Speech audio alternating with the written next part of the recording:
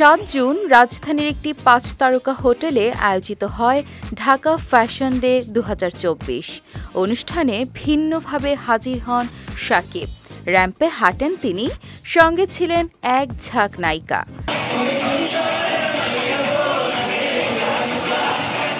এদিন হারল্যানের হয়ে শাকিবের সঙ্গে র্যাম্পে হেঁটেছেন বিদ্যা সিনহা মিম ও পূজা চেরি।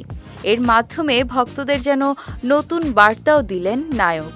কেননা দীর্ঘদিন ধরেই ঢালিউডে গুঞ্জন যে চিত্রনায়িকা বিদ্যা সিনহা মিম ও পূজার সঙ্গে শাকিবের সম্পর্কটা খুব একটা মসৃণ নয়। শোনা গিয়েছিল এ দুজনের সঙ্গে কখনো অভিনয়ে থাকবেন না শাকিব। এবার সমালোচকদের সব জল্পনা যেন মিথ্যা হয়ে গেল। আবারও শাকিবের সঙ্গে দেখা মিলল বিদ্যা সিনহা মিম ও পূজা চেরির। এদিন র্যাম্পে শাকিবের সঙ্গে মিম পূজা ছাড়াও ছিলেন সাবিলা নূর, পরিমণি ও তানজিন দিশা। ছিলেন চিত্রনায়ক ইমনও। আনন্দ উল্লাসে মেতে উঠতে দেখা গেছে তাদের। র্যাম্পে বেশ গ্ল্যামারাস লুকে দেখা গেছে এই তারকাদের। এ সময় শাকিবের পরনে ছিল লিলির লোগো সম্বলিত সাদা একটি স্যুট। নীল আর সাদায় সেজেছিলেন তিনি। চুল ছিল লম্বা, চোখে সানগ্লাস।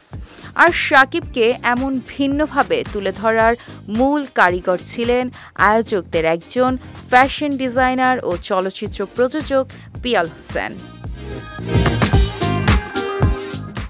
এদিন স্বনামধন্য কোরিওগ্রাফারদের নির্দেশনায় র্যাম্পে হেঁটেছেন দেশের জনপ্রিয় মডেল ও শোবিজ তারকারা। তাদের মধ্যে ছিলেন সজল, নীরব, গোলাম কিবরিয়া তানভীর, সঞ্জু জন, রাহা তানহা খান, রুকাইয়া জাহান চমক, মন্দিরা চক্রবর্তী, সামিয়া অথৈ সহ অনেকে। একমাত্র ওয়ালটন এসি দিচ্ছে 1 বছরের রিপ্লেসমেন্ট গ্যারান্টি এবং কম্প্রেসারের 10 বছরের গ্যারান্টি। নিজেকে অনেক আগেই প্রতিষ্ঠিত করেছেন ঢাকাই ছবির নম্বর 1 নায়ক হিসেবে। এরই মধ্যে তার পালকে যুক্ত হয়েছে নতুন পরিচয়। আবির্ভূত হয়েছেন ব্যবসায়ী হিসেবে। তার নেতৃত্বে বাংলাদেশে যাত্রা শুরু করেছে বিশ্বখ্যাত প্রসাধনী ব্র্যান্ড রিমাক ও হারলান।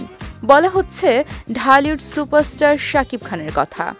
প্রতিষ্ঠান দুটির ব্যবস্থাপনা পরিচালকের দায়িত্বে আছেন তিনি।